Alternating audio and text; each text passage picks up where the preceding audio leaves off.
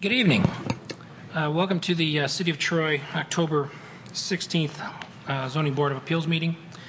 Before we get started, I'm going to read a small orientation statement that gives you kind of an idea as to how we conduct business here tonight.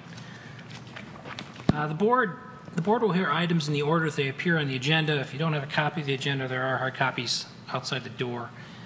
Please feel free to grab one. When an item is called, the chairman will verify that the petitioner is present. When the city administration will then summarize the facts of the case, the petitioner will then be given an opportunity to address the board to explain the justification for the action requested. After the petitioner makes their presentation and answers any questions that the board may have, the chairman will open the public hearing. Any person wishing to speak on the request should come forward, make themselves known, and indicate for the record what their name is, where they live. There's no need to sign in, as these meetings are taped and are essentially our minutes. In addition, the speaker should identify the relationship to the property in question, such as you're the next door neighbor or you live behind the property, etc. You should state whether they are in favor or against the variance request and give reasons for their opinion. Comments must be directed through the chairman. Comments should be kept as brief as possible and closely pertain to the matter under consideration. Only one person will be recognized by the chairman to speak at one time. At the conclusion of the public comments, the chairman will close the public hearing. Once the public hearing is closed, no other public comment will be taken unless in response to a specific question by a member of the board. The board will then make a motion to deny, approve, or table, which means delay, the request. In order for the request to pass, a minimum of 4 votes for approval are needed.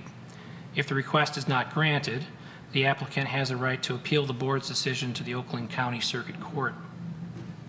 At this time, Paul, could you read the roll call, please? Thank you, Mr. Chairman. Mr. Lambert. Here. Mr. Bloomingdale. Here. Mr. Stratt. Mr. Neal. Here. Mr. Kaltsunas. Here. Mr. Fisher. Yes, here. Mr. Courtney. Here. Moving on to item 2 of the agenda, the approval of the minutes for the September 18th, 2012 meeting. Are there any questions or revisions for the minutes as they've been prepared? If not, can I have a motion from a board member to approve the minutes? So move. Do I Second. have a second? Thank you. Mr. Evans, can you call the roll on the approval of the minutes? Thank you, Mr. Chair. Mr. Bloomingdale. Yes. Oh, this would be approval of the minutes for the September 18th. Approve. Mr. Neal. Yes. Mr. Kaltsunas. Yes. Mr. Fisher. Yes. Mr. Courtney. Yes. Mr. Lambert. Yes. Regarding the agenda for item, as listed under item 3, we have items 4A through 4G. Are there any last-minute additions or changes? Any of the board members have anything? Or Mr. Evans, do you have anything? No? Okay. I'd like to note at this point we do apparently have one absence. I'm not sure if Mr. Stratt will be able to make it tonight. I've not heard that he would be absent. With that being the case, I'll make this known now. Per our rules, you do have the opportunity to have a full board vote on an issue. So any of the petitioners who are present tonight who are looking to seek approval of their variance request, if you choose to delay, if it turns out Mr. Stratt cannot make it, you can table an agenda item and bring it forth next month. Because right now we have 6 votes. Generally we have 7. We can of course move forward with the membership that we have. I do note that if we move forward and you get an answer you don't like, in other words we deny it, we will not be able to revisit it. So it is a binding decision regardless. But since it appears that we may have not a full board tonight and we have already seated our 2 alternate members for other absences, you do have the option to delay your items. So give that some thought, and as your items come up, you of course can always revisit it next month, and of course there would be no reapplication fee or anything like that, but I do want to make sure that you're aware of it. Item 4A, Mr. Evans, could you give us a rundown of the first issue? Thank you, Mr. Chairman. This property is located on Paddington, which is in a residential neighborhood north of Big Beaver and east of Adams, as indicated in the circled property on the overhead. More specifically, it's on the north side of Paddington, and the subject property and all surrounding property is zoned single-family residential. The applicant desires to add on to the rear of the house. These are some architectural plans of what he wants to do. This is a survey of the property, and Paddington Road is at the bottom of this overhead. And in the circled portion is the subject matter for tonight's variance. Now, the zoning ordinance requires that any additions or any portions of the house be at least 45 feet set back from the rear property line. The applicant proposes that their addition be 40 feet from the rear property line, so they're going to need a variance of 5 feet tonight from this board to proceed with their plans. Thank you, Mr. Evans. Is the petitioner for item 4A present? Yes, sir. Would you please approach? Good evening. Good evening. If My you name could- is Carl Giordano. I'm the owner of Bonneville Home Improvement, and this is the homeowner. Mr. and Mrs. Barrera had purchased this home, I think December of Yes. 2011. The rear of the home had an existing porch enclosure with a roof, screened-in enclosure, and it also had a foundation and a slab. The foundation has been verified that there is a footing underneath. So this was an existing part of the home when they had purchased the home. They had contacted us to take this existing room and make it more energy efficient so they could utilize this room all year long. The existing conditions were there when they purchased the home, so it's something that was not created on our part or on the family's part.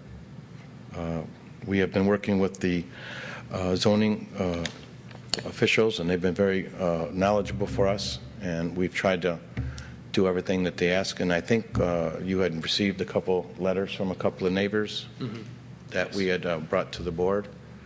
And at this point, we haven't heard from anybody that had any objections in the surrounding area. Okay.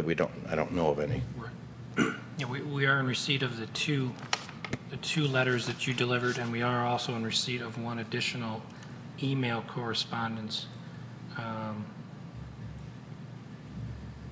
And they had indicated, this is also an adjoining homeowner, that they have no objections. And I'll make sure the rest of the board is aware of the additional documents you brought tonight. Thank you, Mr. Chairman.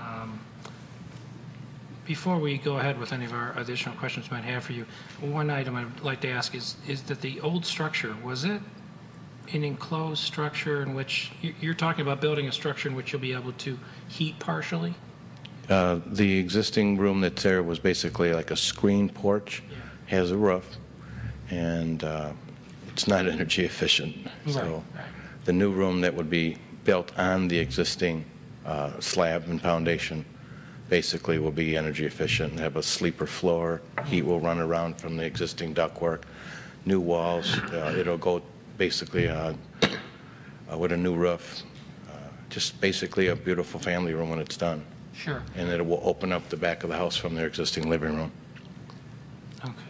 Was the original structure, you said you meant tie into the existing ductwork. I guess what I wanted to ask was even though the other room was not energy efficient, was it? Well, it's just an heated outside. too? It was just an It was a open. okay. It's just basically a screen porch to keep out flies and bugs if you wanted to sit outside. Gotcha.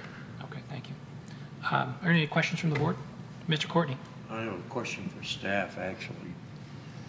Did the existing structure receive ZBA approval? We were unable to find any record of what was on that slab. That's one reason why they're here tonight, is we just had no record of what was there, even though we trust that something was there according to what they're saying. Okay. Now, why I'm asking is in the past we've had these come up as screened-in porches, and then they come back and want to build them in. But as far as you know, that's not the case in this That's correct. We found no variance record or construction permit records for the structure that apparently was there before. Okay, thank you. Any additional questions? Mr. Lambert? Yes, thank you, Mr. Chairman. Based upon the written application you've submitted, it looks like your hardship that you're dealing with is the unusual configuration of the property. Is that correct? Well, that would be one also, sir. Okay, all right, thank you. Thank you. I do have one question for you. Regarding the age of the structure, the main structure of the home, and then also this sunroom, let's call it, that was built. What's the age of it approximately? When was it? Was it built at the time of construction, added a few years after? If I had a guess, Yeah, I would say it was added on. Was added on? Okay. Wouldn't you think? I would say so, yes. Yes. When was the home built? 1958. 58, okay. I think I'm beginning to see why we couldn't find any records. But it has a solid foundation. Sure. Very, very solid. Okay. Are there any additional questions for the petitioner? No. All right, seeing none, we're going to ask you to sit down. We're going to take care of some other business, and then we'll get this wrapped up. I'd like to open up the public comment for item 4A for this variance request. Is there anybody here in the gallery who would like to speak on this matter? No? Seeing none, I'm going to close the public comment on item 4A and bring this back before the board for discussion. Do any board members have any questions or comments on this matter? No? I do have one question relative for staff, for you, Paul, and I couldn't quite tell. I did not visit this property, and looking at some of the photography, is my general question was, and if we're not able to answer it, I'll ask, I guess, the petitioner, is when you look at the final dimensions moving backwards into the property to the rear, this property, this improvement does not seem to extend much further back than his neighbors. It didn't seem like it to me. You know, I didn't visit the property either, and With the trees, I couldn't tell. yeah, I don't know if I could answer that. Okay. Could the petitioner approach, please? I have one question. You may already know what it is here, but for me, for symmetry, just the area, the neighborhood and such, I was just curious, with what you had on the property and what you also now want to replace, albeit in a better form, my question for you is, does your structure extend southward or rearward, was a better way to put it, further back than let's say, your adjoining neighbors? Can I speak? Yes, Of please, course, go ahead. that's what he's asking us. Are you asking if it goes further back with the addition or the improvement that we may go further back than what's there right now? No, not further back than what you have right now, but let's say if you looked at the back rear line of the neighbors and such, is the neighborhood are all these homes largely sitting with similar setbacks? Consistent? Yes, I would say yes. The homes behind us do not have, I would say, the home directly behind us does not have anything on the rear of their house. It's you can see on 3441. Yeah. There's nothing coming off the back of the house. So, but as far as the rear room, the rear yard, no, I don't think that there's any difference between the ones where we are or behind us. It's a unique situation. It's kind of like on a half moon, like Mr. Lampert had indicated, the way the lot is. And a cyclical. Yes, Yes. sir. Yeah, it's not a rectangular, which makes it kind of consistent, really, with the area. And they do have some homes behind. Okay. All right. Well, thank you. You're Appreciate welcome. Thank you. I would like to note that we do have 3 pieces of correspondence. One, I believe you all have on your computers, indicating that they have no issue with the variance request. The petitioner also brought in 2 additional items, and I'm going to pass these along for your review, but they both speak to having no issue with the petitioner's request. I'll give you guys a moment to look through those.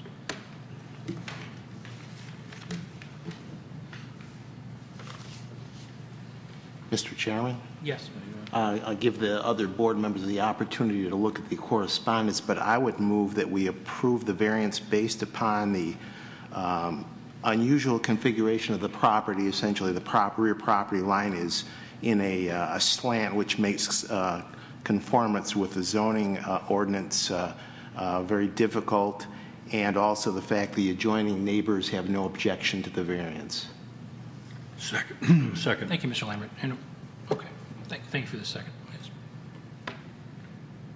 Mr. Evans, can you, are you aware of the motion and the second? Just wanna make Yes, sure. Okay, thank you. sure. All right. Public hearing? Yeah. Pardon me? We already had it. Pardon me? Oh, No, I missed the hearing entirely. No, we did have the public hearing. No, nobody spoke. I opened it and closed it. I'm sorry. No problem at all. Is there any, we have a motion on the table to approve the petitioner's application. Is there any discussion regarding this before we call a vote? Seeing none, Mr. Evans, could you read the call the roll? Mr. Courtney? Yes. Mr. Fisher? Yes. Mr. Kaltsunis? Yes. Mr. Neal? Yes. Mr. Bloomingdale? Yes. Mr. Lambert? Yes. You have your variance. Congratulations. Good luck with your addition. Thank you. Moving forward to item 4B, Mr. Evans, can you give us a briefing? Thank you, Mr. Chairman. The subject property of our next request is commonly known as Zion Christian Church. It's located on the east side of Livernois Road, south of Waddles.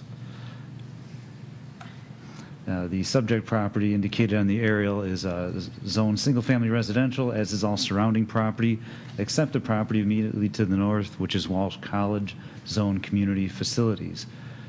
The subject matter involves a request to conduct an outdoor special event known as the Fall Harvest Festival on Halloween, Wednesday, October 31st. Now, the city ordinance allows outdoor special events at this location, but they can go no later than 8 o'clock in the evening. Now, they're proposing that their outdoor event run until 9 p.m. In the overhead here, we have Livernois Road at the top.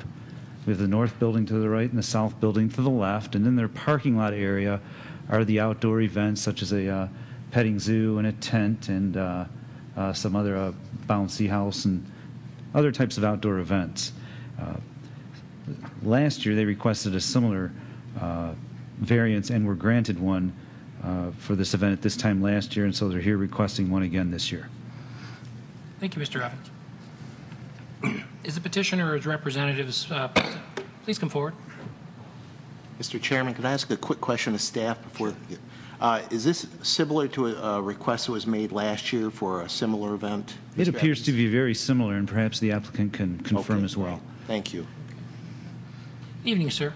Good evening. If you could, give My us your name is Dick name and thank you. Ramsdell, and I'm representing Zion Christian Church. And the Fall Harvest Festival that is the request here, we've done it for 18 years now. This is the 18th year, or we hope it will be. And last year, as was pointed out, we made similar request, and it was kindly approved, and we'd like to have it approved again. We had 1,000 people attend last year, and from all feedback that we had, everyone who came enjoyed it quite a bit, and there was no indication from anywhere that there was any problem whatsoever with the event going until 9 o'clock. I think in the write-ups that we provided, it's probably difficult to even know that this event is occurring from the surrounding areas because there isn't any significant noise involved. There's bouncy houses and some outdoor activities, but it's mostly children who are participating. Although indoors we do have some costume contests, and some of them are pretty interesting that the adults wear. Kind of enjoyable, actually.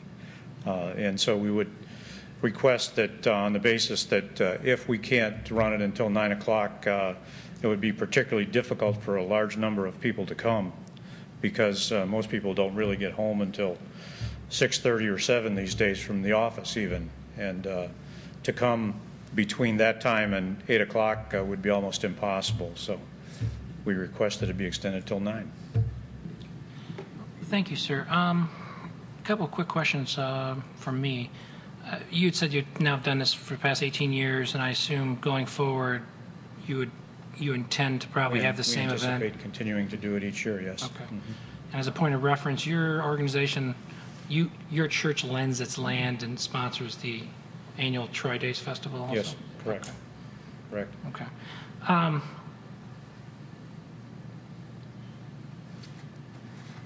And I asked this question because of something else I'm going to ask you, is that I know you're here speaking on behalf of this matter, but your role with the church, are you a parishioner or are you? I'm the business administration executive. Okay, you're the business administration executive.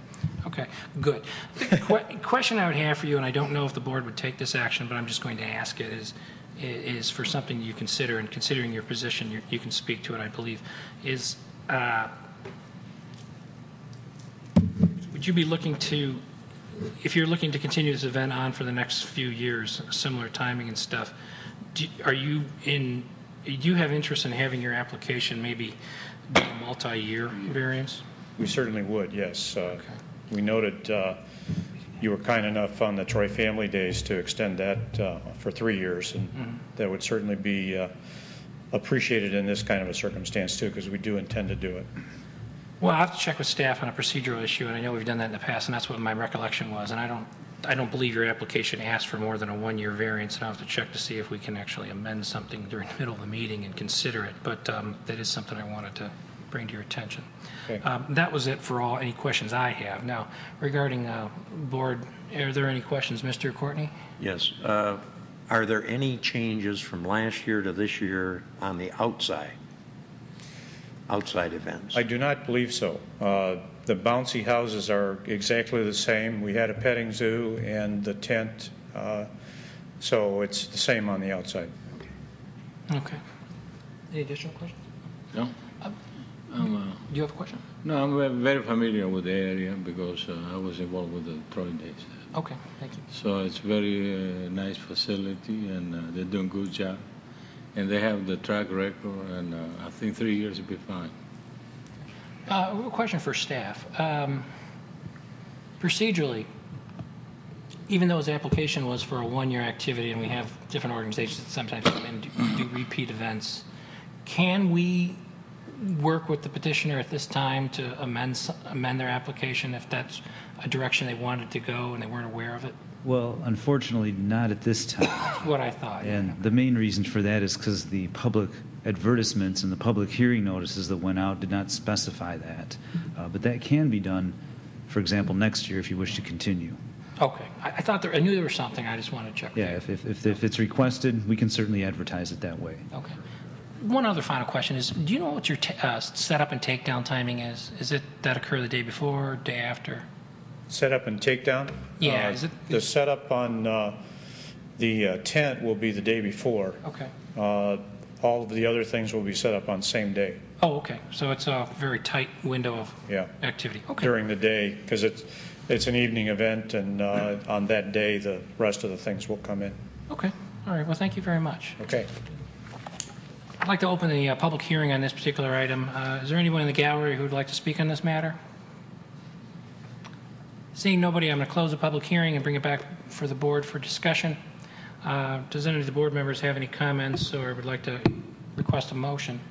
Move approval. Have a second? Yes. Is there any discussion on the motion? No? Seeing none, Mr. Evans, can you call the roll? Mr. Fisher? Yes. Mr. Kaltsunas? Yes. Mr. Neal? Yes. Mr. Bloomingdale? Yes. Mr. Lambert? Yes. Mr. Courtney? Yes. Congratulations. You have your approval. Next year when the event comes up, something for you to consider is maybe a multi-year request, and we can work that through. Okay. Thank you. Yeah. Moving on to item 4C. Mr. Evans, can you give us the background?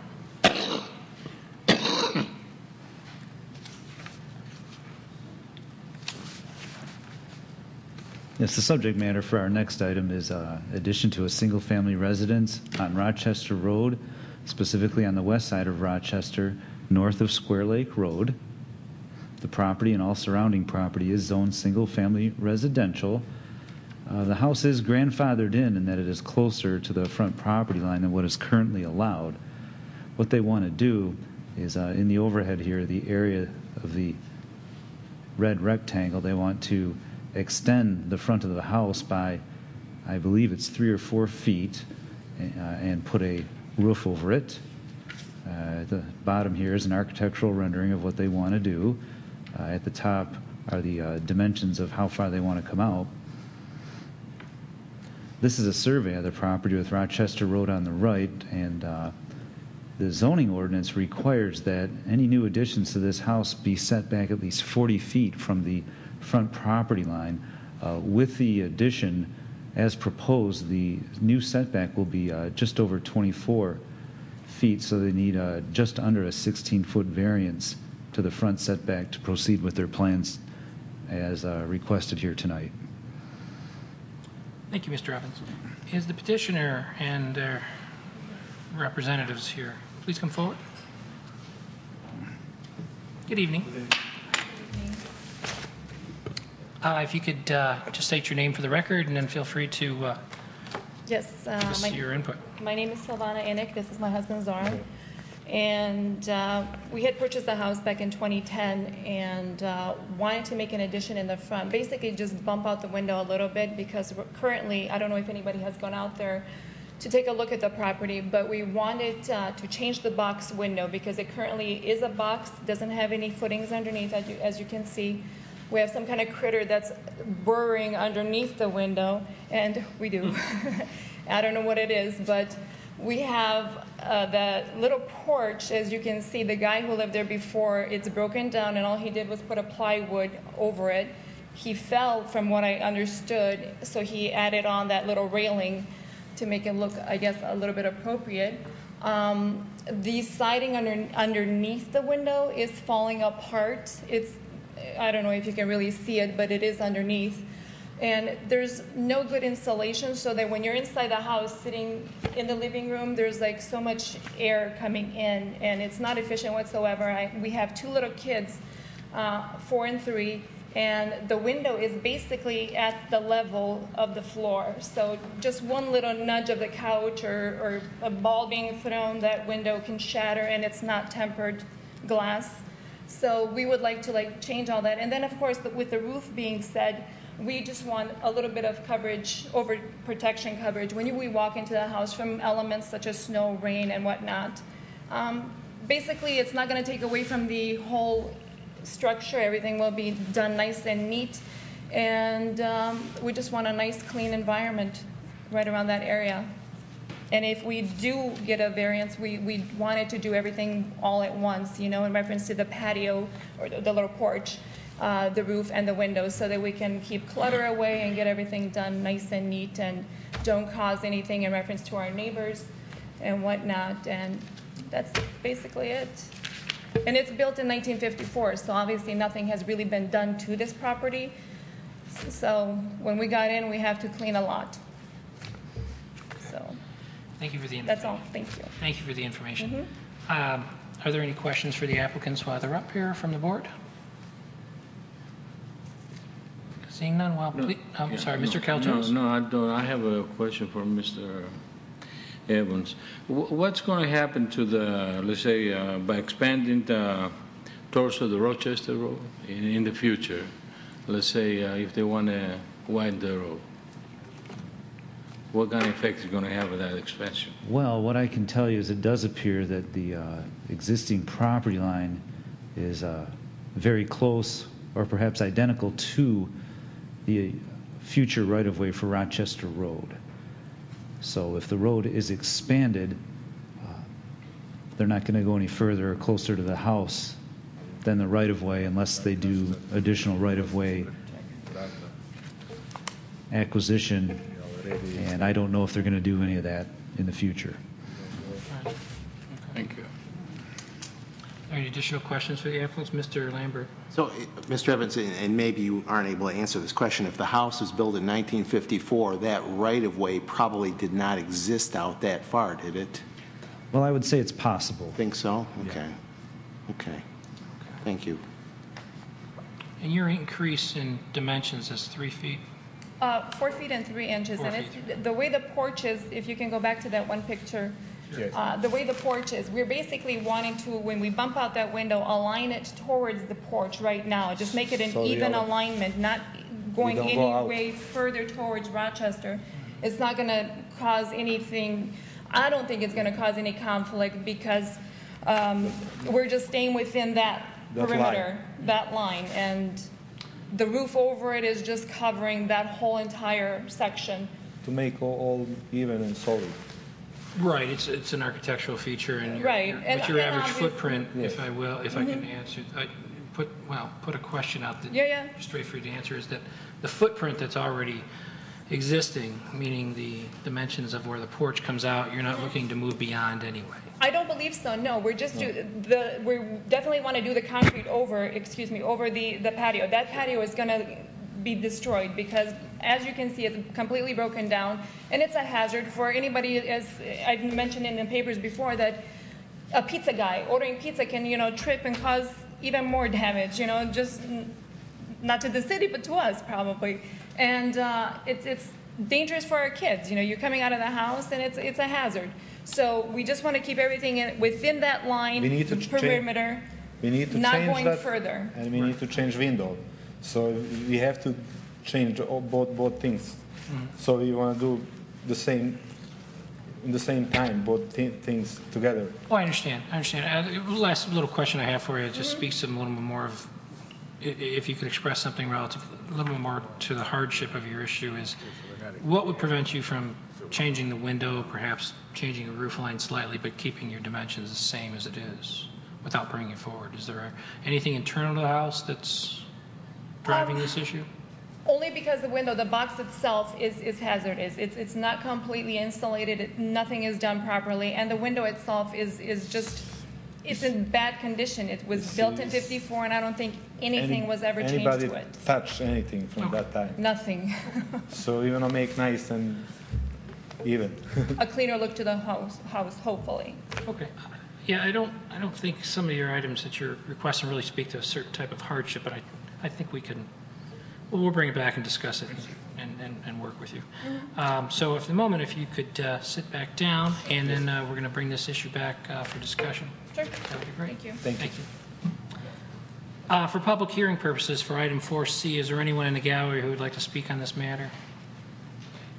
Seeing none, I'm going to close the public hearing and bring this back to the board for discussion. Are there any board members who have any comments about this particular matter before us? Yes. Mr. Bloomingdale? The sense that I pick up is a homeowner attempting to improve their property, and although they could replace a window in its present location, I would assume, it doesn't address the entrance to the home.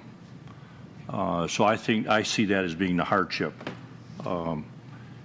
The ability to live in their home, to enter it without being out in the weather, etc.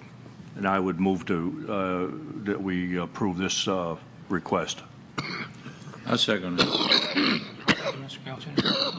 We have a motion before the board to approve. Any discussion by the board on this particular matter? Mr. Chairman, Mr. Lambert? just one item for the record. I would assume that we have no response from nearby or adjoining neighbors that would object to the variance. Is that correct? Okay. I just wanted to note that for the record. Thank you. Appreciate that. Seeing no other discussion, Mr. Evans, can you call the roll on this matter? Thank you, Mr. Chairman. Mr. Kaltsunis? Yes. Mr. Neal? Yes. Mr. Bloomingdale? Yes. Mr. Lambert? Yes. Mr. Courtney? Yes. Mr. Fisher? Yes. Mr. Kaltsunis? Yes. Congratulations. You have your, Yes. Good luck with your new window and facade. Yes, twice. Okay. Mr. Bloomingdale. Mr. Bloomingdale, do you need to... Mr. Evans, can you go forward with item 4D? Give us a briefing. Thank you, Mr. Chairman.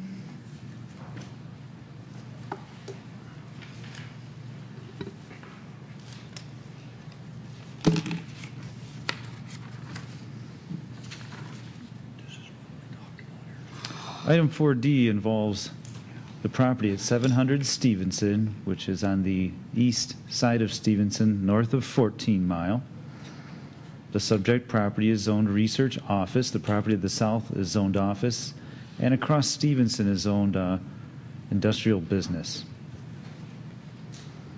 The subject matter involves proposed modifications to the existing building, and the modifications include the following improvements in the front yard. They want to put a trash compactor in the front yard, a loading area for trucks in the front yard, and the maneuvering area for the trucks to safely navigate the property in the front yard.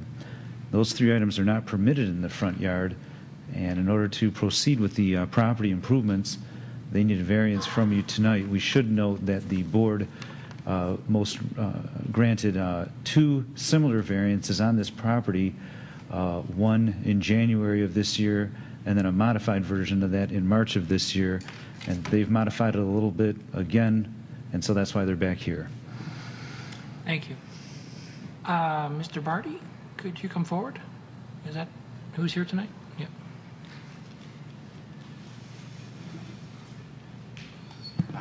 Hi. Matt Hathorn with Oh, Rossetti. okay, thank you. I wasn't quite sure. I know you've been before us again. Hello. Hi. Feel free to give us a rundown on what the changes are. Well, the purpose of this revision is to reduce marshaling time on the site, and also this current design reduces paved area by approximately 600 to 700 square feet, which reduces project costs, but also in the interest of the zoning does increase the green space in the front yard. I've also, because some of the board members were interested in what the landscaping plan did look like, I did. It was submitted. I don't know. Do we have that available, or? Let me take a look. I have a few hard copies here. I think it is included. Part of the contingency of the approval previously was to create a greenscape, which would act as a screen along the Stevenson Highway berm. So I believe our current landscaping plan does actually have more trees than what we're indicating on this illustration. I know that was a concern of the board at the last meeting. Mr. Evans, is on the PDF file, is it sheet 70? That's the revised landscaping plan? No, sheet 70 is the is the final approved site plan from the March Board of Appeals meeting. You talking about that, Mr. Chairman? What I'm showing on the overhead? Exactly. I wasn't sure. Yeah, that's from the meeting minutes from okay. March. I actually have civil engineering. I thought an individual from our office would have emailed that to you, but I do have hard copies if any board members are. Could you bring those forward? We'd like to just make sure, yeah. Be the easiest, probably. Mr. Chair, if I could, with Please. the applicant's assistance, I do have the agenda. Perhaps I can page through and he can identify it for us if that's something he wants to talk about. That would be helpful, yes. Thank you.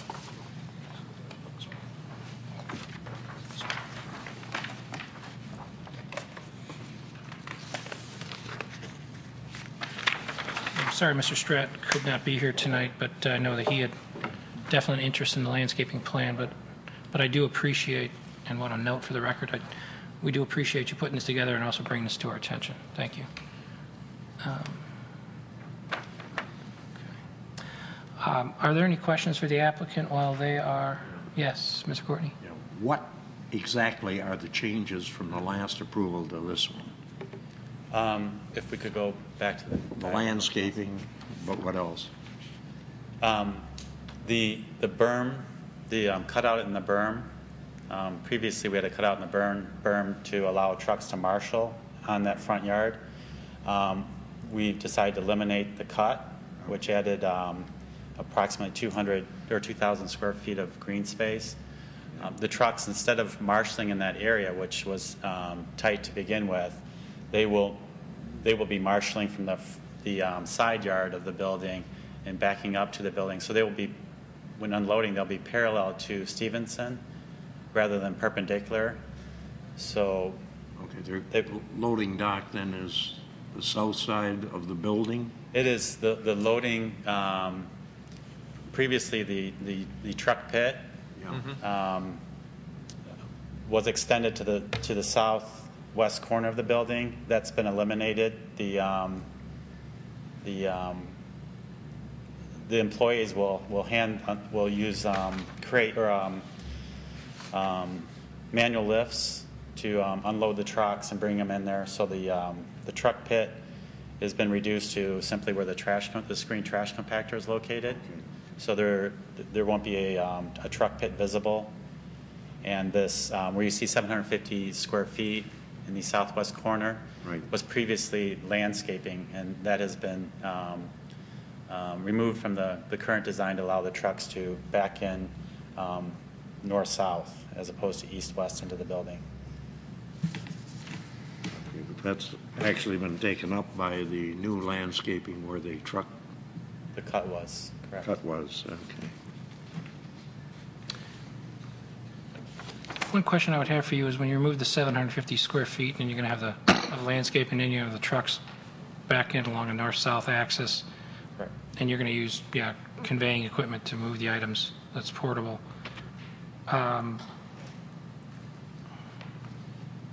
What will the area of the property, which I guess would be the southwest corner of the site, essentially look like when there's no vehicles there and there's no landscaping as a visual break? What are we seeing? Are we seeing what, loading dock doors or a loading dock doors? You will not see a pit. It will just look like paved area. There will be an overhead door, and then the paved area will just look like a parking lot, because there will no longer be a pit for a truck ramp for the trucks. Okay, so you're going to raise it up to grade and put a similar parking material. And you're still going to have enclosure around the dumpster? Correct. Correct, okay. What's the dumpster enclosure going to consist of? Is it similar material to the wall of the building, or? It is currently a brick enclosure. I have not actually been working on the project. It possibly could be an exterior wood enclosure. I would have to check with with my fellow employees what that is at the time, or what it is currently. Yeah. I just have some concern about the nature of that material, considering we're losing some of the visual break. Right. And now you're going to see that all the more. Right. To me, it would, in a practical sense, is that it's not so much now, but I know well, this gets into an aesthetic issue, but sometimes wood enclosures don't hold up very well over the years and whatnot. Right. This is. I'm sorry. No, go ahead. The wood product that would be used, if it was a wood product, would be it's an Ipe, which is an extremely hard wood, extremely beautiful, and much more expensive actually than brick. The conveyance equipment, the portable conveyance, the lifts and such, will they be kept inside or will they be staged out there? They'll be kept inside the building. Okay. And I apologize if you've answered this question already today in your initial comments, but I'd like to ask, why is it there the change? The new design reduces marshaling time for the trucks. It also reduces paved area, which is a reduction in cost to the building owner. Reduces pavement by 600 to 700 square feet.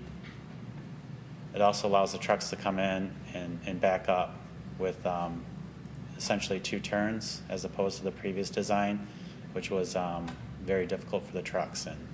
I see. And the last question I have is that these trucks, for marshaling, meaning delivery, meaning loading and unloading, but there will be no permanent parking of vehicles there. It's merely just ship and receive? As mentioned previously, if you look at that diagram, the top, the top 2 are Continental trucks for delivery. So those would remain, correct. Those would remain on the site. The image on the lower image would be the delivery trucks from the food service. What you're looking at there is a 60-foot truck. What will actually be at the site is a 45-foot truck. Okay. But none of the trucks, I see where you have the 2 Continental delivery trucks staged. They will not be parking there in front of the revised loading dock area on a daily basis. The Continental trucks will be, but the other trucks will not. Yeah, they're just dropping off payload dropping and leaving, off, right? No. Correct. Understood. Okay. Just trying to understand how this will all visually look throughout a period of a day. Okay. All right. Are there any additional questions? Mr. Evans? So if I'm to understand correctly, the Continental trucks will be there or won't be there? They will be there. They will be there and they'll be parked there? Right. Okay. Are there any additional questions from Mr. Lambert? Yes, thank you, Mr. Chairman. So if I understand correctly from the last time this was in front of us, and either you or Mr. Evans or Mr. Motstein can correct me, the hardship is the fact that the city is defining that area where you want to have your staging or marshalling area. The city defines that as the front yard, whereas from your point of view, or from the way Stevenson and Robbins Executive Park Drive are configured, it's not really a front yard. Is that correct? Correct. Okay. All right. Thank you.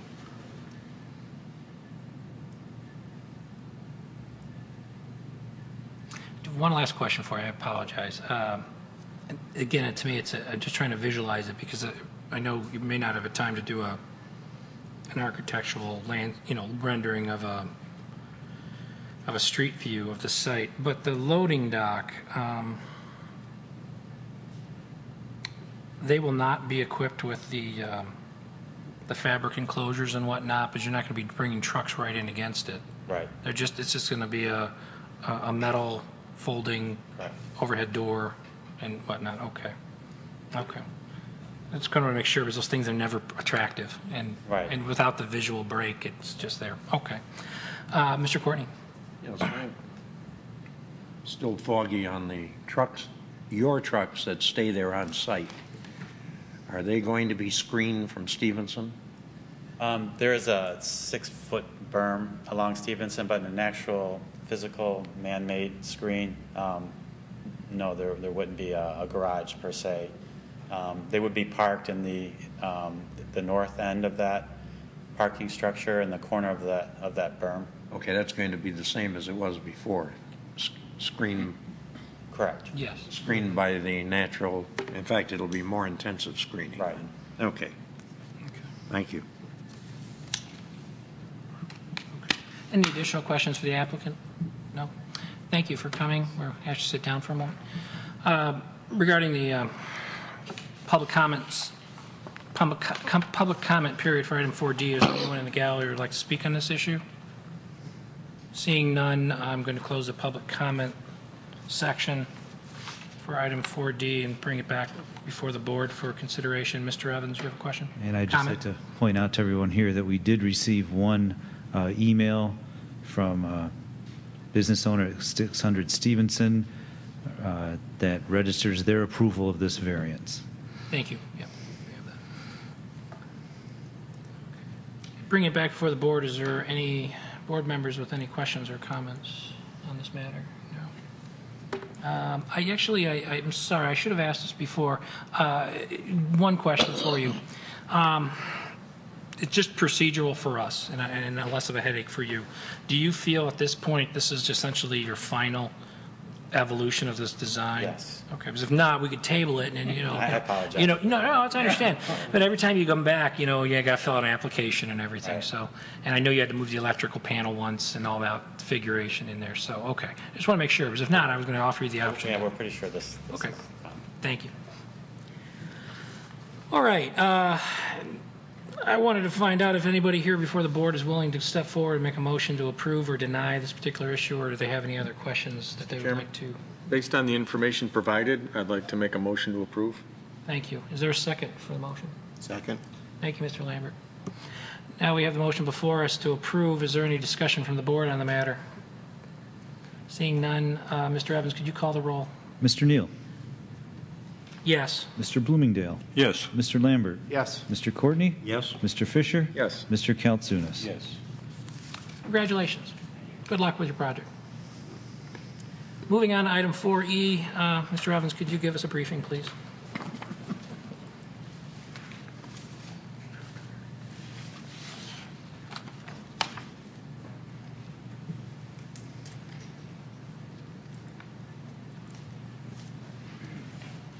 Subject matter for our next case is at 1024 Arthur. That's located in a single-family residential district in an area north of Maple Road and east of Rochester Road. The subject property and all surrounding property is zoned single-family residential. The nature of the request involves placing a duplex on the property, and the zoning ordinance requires that the minimum lot area be at least 10,000 square feet.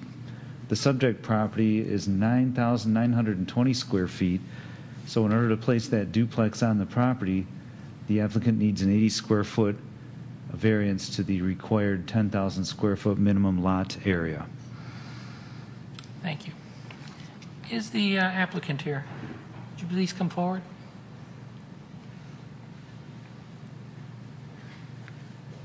Evening, sir. Good evening. My name is Gary Epithera. I'm here today to ask for a variance for this piece of property. I'm here to answer any questions you might have on it first. Is there any information you want to convey in addition to what Mr. Evans? You know, I've been building in this area for a number of years. It used to be an old house on this street, on this corner, that was ticketed for 2 or 3 years. Finally was able to keep talking with the people. They finally tore it down, and I was able to finally purchase it from them. My mistake was I thought it was 9,600 square feet for a duplex and not 10,000. I had another duplex 5 years ago, same situation, and I just mistakenly got the wrong number.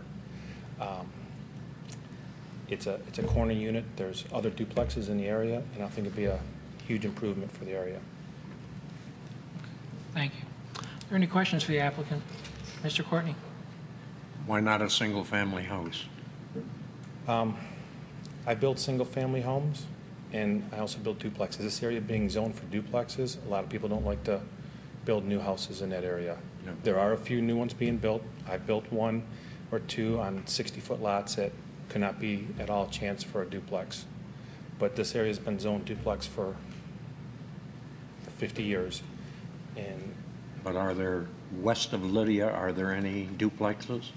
yes, there is. East of it there are, but I don't know about west. 1966 and 1964 Rochester Road are duplexes. Okay. 1012 Arthur could be zoned for a duplex, and it's the It normal doesn't size. exist now. It doesn't exist, but it's there. But as these older homes come around, they may be interested in selling them and having them torn down and a duplex put in. The problem with selling a house, and as I said, I've built a few in the area. It's a very hard sell because you have commercial on both sides of you. Rochester Road and Stevens backs up to it, and the streets are only 600-700 feet long. The issue here cycles around what, 80 square feet? 80 square feet. Is there any way for you to make up that difference and not need a variance at all? Well, if I were to go to 1012 Arthur, Yeah. I found when I tried that once before is the banks have mortgages on them. If they want to release a foot of it, you have to go back and reapply for a mortgage and try to get the banks. And with the economy the way it is, and banks worry about foreclosures, they're not doing anything, modifications to their loans. Okay. 1023, I could possibly talk to them, but they may want to put a duplex in someday, 5, 6, 7 years down the line, and they'd be in here for a variance too then. If you could, your voice is kind of soft and the mic kind of falls down. We don't always pick it up. How's that? That's great. Thank you. I apologize. You lost me there. I don't understand how the bank financing figures into the 80 Well, foot. the people that own 1012 have a bank mortgage. Okay. And then you go and you want to buy a foot of property from them, the bank is going to look at their house, their collateral, make sure that there's enough. Oh, I see. You know, and if it doesn't fall within their calipers, they're not going to release a foot. I see. Okay. Thank you. I understand. Are there any additional questions for the applicant while he's present? Chairman. Mr. Lambert. Mr. Apethera, I was looking at one of the drawings here that shows, it looks like maybe the south side of the property. There's an existing tree there. Is that in fact a tree that would make it difficult to make that duplex any bigger than it is? Well, the duplex won't be any bigger. Okay. It fits, the duplex fits on the lot with no other variances for side yard, front, rear, or square footage. So it fits on the lot as everything except the lot doesn't fit. But there is a tree right there, though, isn't there? Yes, but it'll probably come down. Okay. All right. Thank you. Question for staff. Mr. Evans, is there anything at all in the files that has come to anybody's attention that, since this is at the corner of a street, has there been any modification that we're aware of that would have eaten a bit of the land away? In other words, made it smaller, creating this hardship? It I'm not looks aware like of it any. doesn't, but I'm not aware of any. yeah, I mean, I'm not aware of any. Me neither. It's- Much as I'd love to say there was, there isn't. Yeah, you know, it'd be nice. Okay. If there's no other questions, I'll let the applicant sit down. Anybody have anything else for the gentleman? No? Thank you. For public hearing purposes, is there anyone who would like to speak on this matter? Sir, would you please come forward? if you could just indicate your name, your relationship to the property, and your thoughts on it. Yes, sir. My name's Tom Brown. I own 2020 Rochester Road. I'm not actually here for this matter, but since I am right around the corner, I'd like to ask the gentleman who's building, why would he not build the unit to where the more or less north and south? Why would the home be, or the duplex be facing both units toward Arthur rather than toward Lydia? Would be my question. We can ask that question. Because there's quite a lot of building in the area, and they're all building duplexes. I'm sure it's for financial reasons. But I'm just kind of concerned. This is a big lot. There are a lot of nice single homes in the area, and that would be my question. Okay. To put before the board. Thank you. Thank you. Mr. Chairman, could I ask the gentleman a question before he sits down again? I'm sorry. Yeah, could you come forward? Mr. Lambert has a question for you. Do you have any other objections to his proposal other than where it's facing? It's more of a curiosity, Okay. but because I've lived in the neighborhood since 1991, and I think it's a nice residential area. I would prefer to see a nice home go up, build as big as you can within restriction, but all these duplexes that are popping up, it's kind of I don't know. I think it takes away from the neighborhood. So I'm just thinking, rather than cram it in there, looking toward Arthur, maybe if he built it looking toward Lydia, it might look a little more attractive for the overall neighborhood. Okay. Thank you. Yeah. Thank you. A follow-up question on that, Mr. Chairman. I'm sorry. No problem. Sorry, sir. We do have another question for you.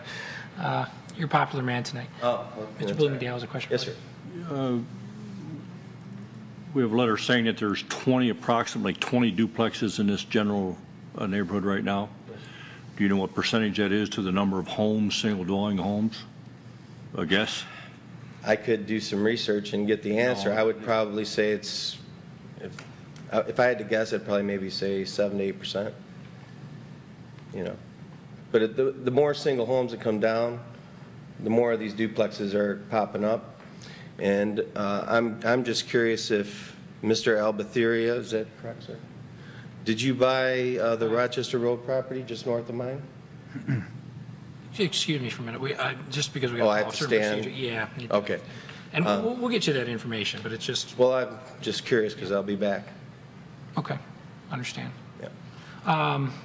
Well, we'll endeavor to get some comments on your concerns or your requests tonight. Yeah.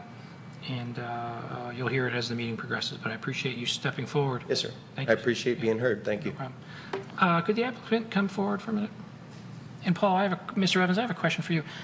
As I understand it, regardless of how we change the orientation of the house, the issue with the land, the square footage, doesn't go away. Right. There's no way that yeah. Okay. And I want to make sure before I'm going to allow you to comment on that on the questions brought up by the speaker in the public as part of public comment. But I do want to caution one thing is that so you understand is the issues that kind of come up by his questions are a little bit more related to like the Planning Commission. We don't really have any say or control over how you choose to build, provided you fit within the zoning code.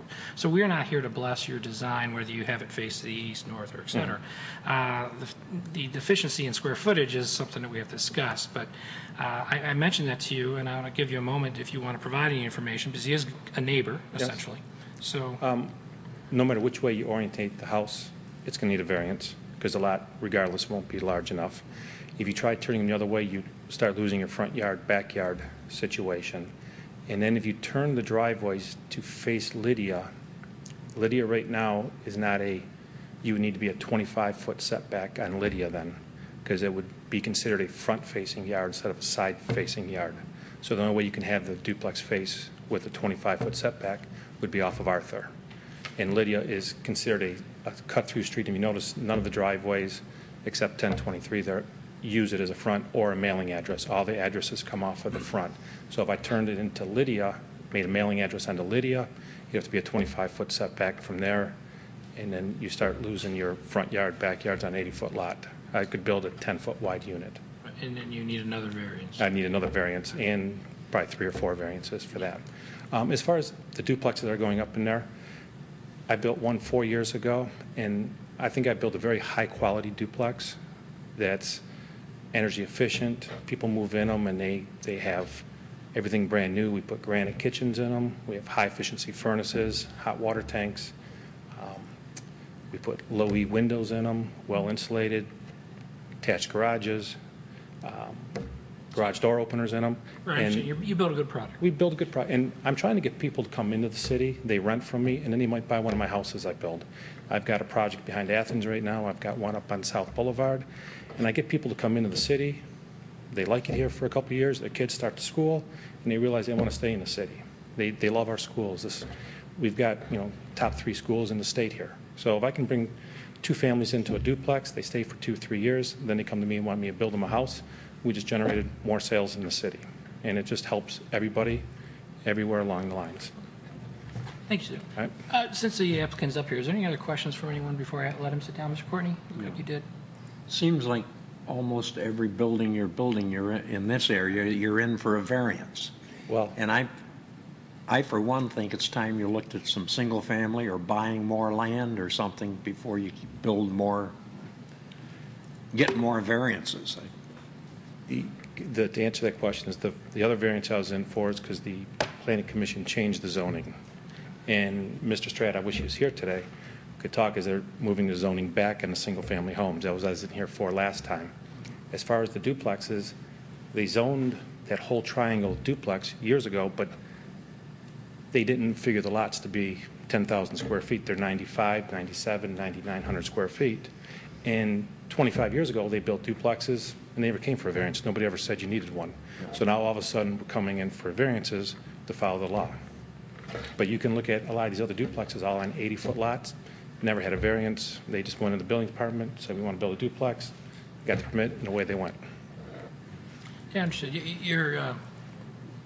You're not the only person who's kind of caught a little bit with some of the changes for good reasons, but Planning Commission worked very hard on the amendments to the zoning and planning rules, but it's hard to educate everybody in the nuances of it. Sometimes I'm still learning things, so it happens, but we understand. Okay. I appreciate you coming forward again. Any more questions? Sorry, Mr. Lambert. And I'm sorry, Mr. Abathur, I may not have asked you or didn't pay attention, but what is the hardship that you are asking for the variance for? Unable to obtain another foot of property. Okay, all right. Okay, thank you. Okay, thank you. Going back to the public comment section, is there anyone else who'd like to speak on this matter, sir? Hi. My name is Abe Khatib. I own 1031. And every time I go there, I see too many cars parking in the streets. It's so narrow. And I'm concerned about the plans for parking for the new duplex. So, I don't know. I want to know how many parking spots, because obviously each family would have at least 2 cars. And most of the time, the cars are parked in the front of the 1031. And For the existing home you're referring to, sir? Okay. The new home. I'm sorry? Look like the new home. Are there any questions for the gentleman who's come forward from anyone? No? Okay, we'll endeavor to get some answer to those questions. Question for staff. Relative to what's being proposed, as far as we know for parking, is there any concern? It seems to me that what's been proposed meets for a duplex. Well, I can tell you that they're going to be required to comply with the parking standards that are in the ordinance, and the parking for a 2-family residential is 2 spaces for each dwelling unit. So on the property, they need to provide 2 spaces, and we have design and layout standards to make sure that those are 2 individual spaces. He doesn't have it, he won't get his building permits, right? That is correct. No garage either. Is there anyone else who would like to speak on this particular matter? Seeing none, I'm going to close the public comment period and bring the matter back before the board. Are there any comments about this particular request or discussion points that the board would like to bring up? Mr. Lambert. Thank you, Mr. Chairman. Mr. Evans, are you able to show up on the overhead there what approximately 80 square feet would represent on that overall lot, so we've got an idea about dimensionally how it would compare to the overall piece of property? Let me see what I can do here with the GIS system. Turn on a couple layers here. And Well, Mr. Because that looks like what the deficiency is we're looking at is 80 square feet. It's 80 square feet, and while Mr. Evans works that up, I know just when I drove through the area and looking at some of the other structures and whatnot, and the changes in the rules, and yeah, I guess I got a tape measure out and such. I think there are definitely. It looked like to me that there's a little bit of movement on some of the other lots. What I'm left with, what I'm essentially saying is, I'm visualizing the structure as the applicant's looking to build, and I don't see anything that's unsightly going to look out of the ordinary. This is just my opinion compared to what's surrounding. So based on that, I'm just going to say that I'm inclined to approve it, because I don't see any sort of eyesore creation issue where it looks unusual to the rest of the developments. But that's just my opinion. well, I think I can try to give an illustration here of Mr. Lambert's question, if I could, Mr. Chair. Yes, please do. Now, in the overhead here, at the top is Arthur, and the side street to the right is Lydia, where it says Stumps Beech Grove Subdivision. That's the subject property, and it's 80 feet wide by 124 feet. I guess I would call it tall for the benefit of the audience. So, for example, if he were to obtain 1 foot of property to the west, he would obtain 124 square feet, more than what he needs. If he would obtain 1 foot of property to the south, he would obtain 80 square feet, putting him exactly what he needs, so he wouldn't be here tonight. So that kind of visualizes just exactly how much land he actually needs to obtain to make this work. Thank you. I think that puts it in perspective. I appreciate that. Mr. Courtney, do you? Yeah, like I say, he can build now. The only hardship is he wants to put a duplex, but 80 feet really is kind of picayune. So, Agreed. so I would move the approval.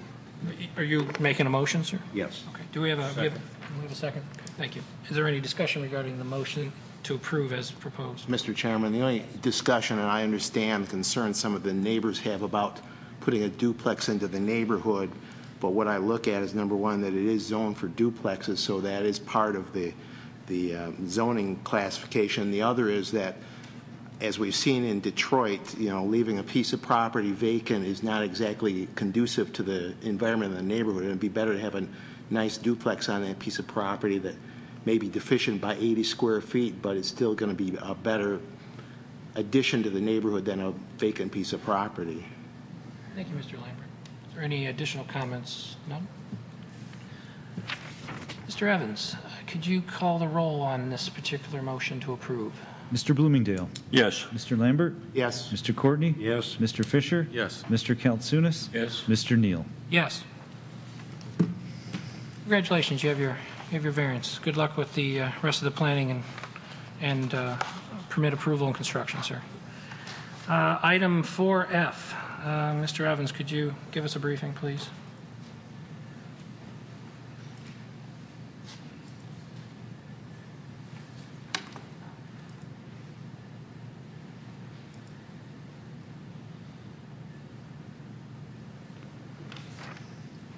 The next matter on the agenda is a subject property, a vacant lot in between 85 and 107 Clover Ridge.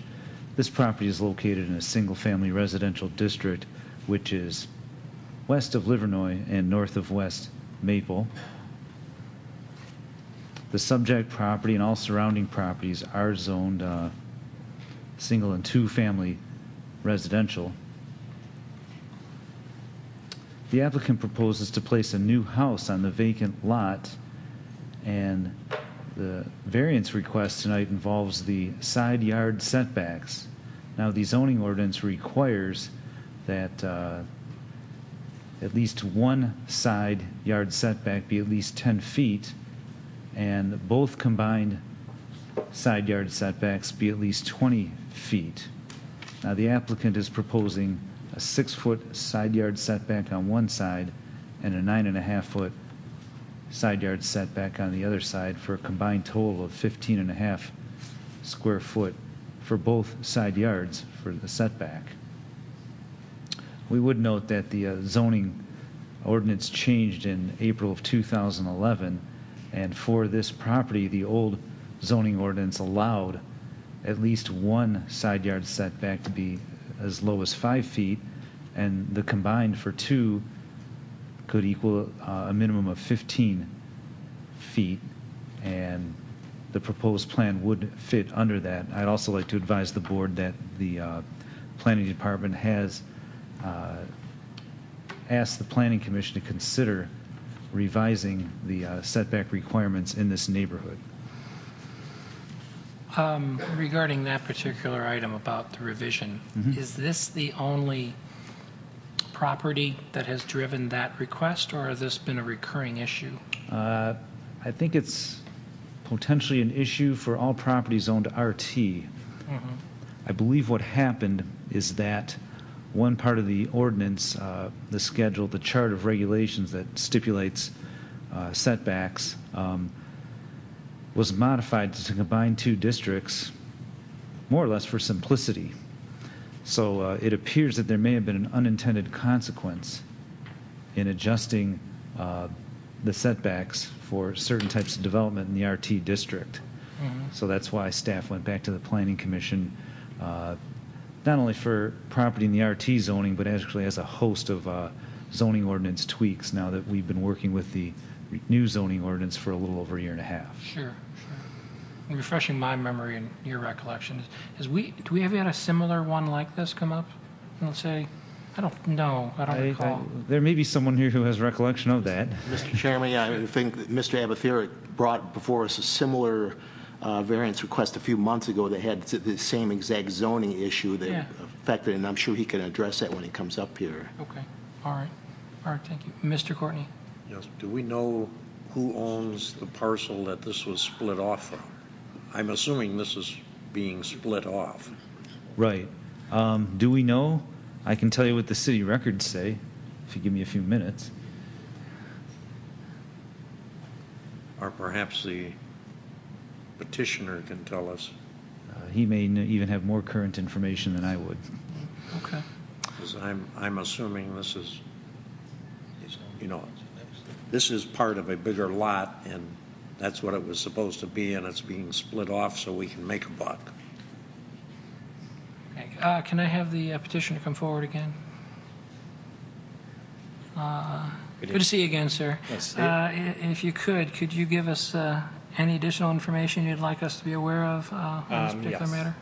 The answer, Mr. Lambert, is I was back in April, same situation in that same area where the duplexes are located at.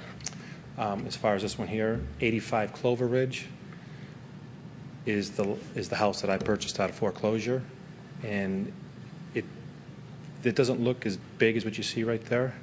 The whole entire lot is 122 or 125 feet wide.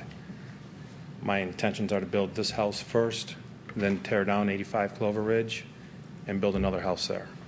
So as far as thinking this is going to be a 60-foot lot to sneak a lot in there, it's a buildable lot exactly the way it is. So it's not like we're sneaking anything in. It would just require a 10 and 10 setback in there. And as we talked a long time ago, and Mr. Stratt talked about is how they don't want to slow down development in that area with the new zonings. And to put a 40-foot house on a 60-foot lot makes it difficult to make a front dining room or a front study, an entranceway, and a two-car attached garage. And it shrinks your house up and it looks like it's a long, narrow house. And if you go a little bit to the west, they built 50 or 60 houses in there, all with 60-foot lots, 5 and 10 zoning in there. And, they sold those out in months. But at the present time, you own 85. Yes. 85 in this lot were all considered one. Why not make the lot larger? Well, the most I can make it larger is a foot and a half, without having to tear the house down first. What you visualize in the long run, we do this, and every one of these supposedly big lots is going to end up being shrunk down, and there's going to be 2 and 3 houses on each one. No, there's still going to be 60-foot minimum. The zoning, it's a 60-foot minimum lot. So we're going to end up with Okay, then we'll end up with 2 houses on each lot. Or they'll come in and get variances on the side yards, and we'll end up with 2.5 to each lot. But the entire lot is only 124 feet wide, so they'd be 62. It would still require an easement to build a 45-foot house, a variance. I'm just trying to go back and talk with Ms. Stratton, talk with the Planning Commission, is they want to go back to the old system. It's just going to take a few more months for them to bring it back before them. And I know last time I was here, Ms. Stratton realized they made that mistake. They've been talking about it and working on it. Right, and they'll evaluate that, and I can't really know what their opinion will finally be. I just know that, you know, use growing pains and living pains you have with any new rules or changes to policy, you know, all for good reason, but sometimes things sneak through and don't work quite as well. We still have to live with what we currently have, and I can't speak to whether or not Mr. Courtney's concerns about whether more homes get built there in a higher density or not is appropriate. And it's actually outside of, in a way, our purview. But when you first envisioned, the question I have for you is, when you first envisioned going forward with this project, what was the date? What was the date that it involved when you started acquiring the land? In other words, what I want to do is match it up to... It wasn't before 2011, but it was not before the other zoning. It was before I came in for the other variance, before I realized, because the other house, I had a basement in, and then the building department issued a building permit, and then a month into it, they realized, hey, wait a minute, we changed the zoning in this area that didn't fit. So I had that one, I have this one. I tried to purchase the house across the street because it comes into the exact same issue, that it's a 60-foot lot, and it's a tear-down house. It's been condemned, but it'll have the same issues. It'll be... Is it vacant? It's vacant, and it's slated for demolition now. And I used to live 2 streets over from here, so I drive these streets looking for lots to keep tearing down the old houses and putting up something new. So your business model, your activity on this particular project, though, started after the new zoning code went into effect, right? After the new zoning code. You weren't aware of it? Before, yeah, I wasn't aware of it. Because they didn't send it out to anybody. It was done. Right, understand. Okay. Are there additional questions for the applicant at this point as to what he's looking to build and accomplish here? No? Okay. I do have one question. Please add. If you can go back to the other page showing the plot plan of the house, is I can change it to 10 and 5.5 feet. Because right now it looks like there's 2 variants, a 9.5 and a 6. We could take the one side, make it 10 foot, and the other side make it 5'5". Then it's only a variance on the one side that doesn't affect the neighbors. I only do not, with the old code 10 and 5, I always went 9 and 6, so that if the house was 2 inches off, it wasn't coming back for a variance. You had a little bit of leeway. Okay. Hold on for a moment. One question for staff. I'm sorry to interrupt. Do we have any correspondence that we're not aware of from anybody in this area on this particular matter? I don't have anything. No, if there's none in there, we haven't received additional correspondence other than what was... I just want to check. Okay. I don't think we have anything in our agenda. Make sure the record knew it too. So, okay, we have no comments from anybody. All right, well, I appreciate it. If you could have a seat, sir. And I'd like to ask if there's anyone in the gallery who'd like to speak on this matter in a public comment perspective. Seeing none, I'm going to close the public comment and bring this matter back before the board. I'm already going to preface my comments, so I have one comment to make, is that this seems to be, although it's somewhat related to one particular developer in question, I don't mean to pick on him, but this particular matter with this zoning issue has come up a number of times, and I'm sure something will get resolved later. But I'm a little uncomfortable about keep making these exceptions. Just my opinion, food for thought, but is there any comments or thoughts about this particular request? Mr. Lambert. A question for staff. Mr. Abathera had suggested he was open to maybe making the 10-foot on the west side of the property. I believe that's what he was suggesting, so that it would be a little bit farther away from that one neighbor, and then 5 foot on the east side. Is that something we could do, even though the public hearing notice went out for the other variance requests? The general rule is you could grant a lesser variance without having to re-advertise. It actually would not be a lesser variance. I think it would actually, because the one side is, it would actually be a greater variance. So my opinion is we could not do it without re-advertising. Okay. Okay. All right, thank you. So it'll have to stay as is. Right. Okay, thank you. Okay. Any additional comments or questions on this particular matter? Is there anyone interested in making a motion to approve or deny this particular application?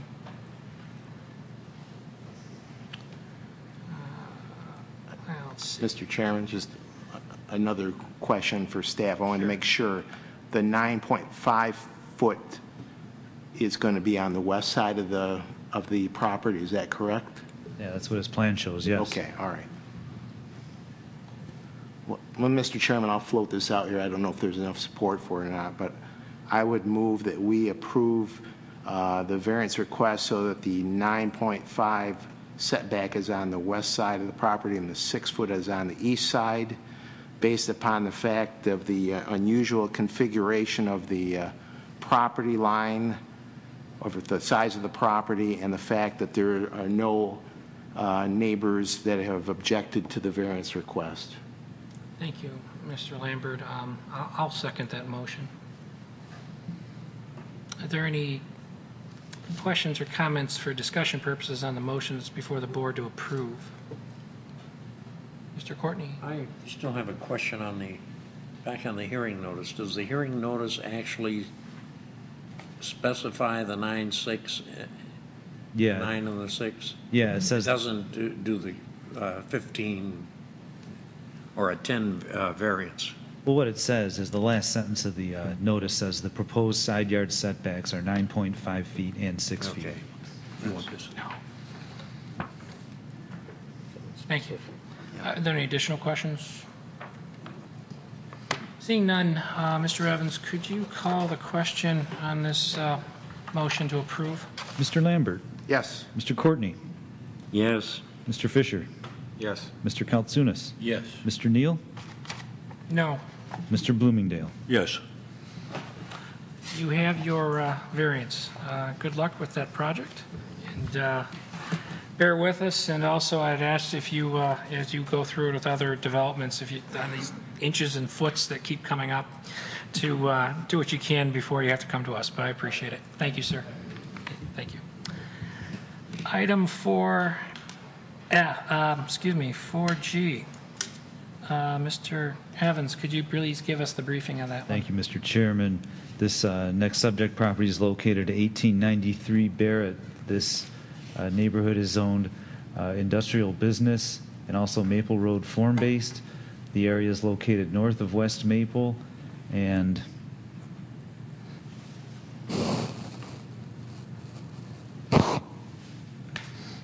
you east of Crooks? You're east of Crooks? Yes. East of Crooks. The subject matter involves an addition to the rear of the property. I have it circled here in red on the overhead.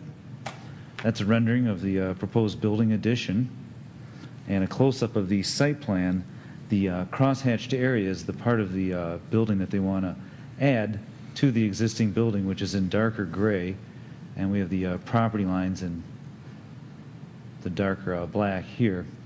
Now, for the IB zoning, the required rear yard setback is 20 feet, and the proposed addition is going to be set back just over 10 feet. So they need a variance of just under 10 feet to be successful with this project and proceed. Thank you, Mr. Evans. Is the applicant here? And the representative, please come forward. Thank you for being patient. We've had a long list of items tonight. We don't normally have for A through G, but please indicate